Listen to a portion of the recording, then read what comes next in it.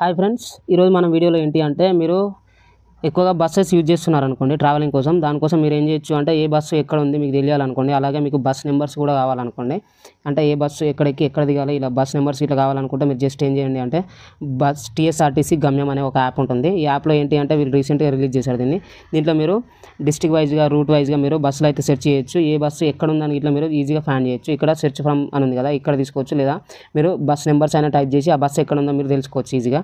So నేను ఇక్కడ ఏం చేస్తున్నా అంటే ఫ్రమ్ టు తీసుకొని నార్మల్గా ఇలా భువనగిరి టు ఉప్పల్ వెళ్ళాలనుకోండి. జస్ట్ ఇక్కడ నేను టైప్ చేసిన తర్వాత మీకు ఏ బస్సులు అవైలబిలిటీ ఉన్నాయి, ఎక్కడెక్కడ ఉన్నాయి మనకి ఈజీగా తెలిసిపోతుంది అనమాట.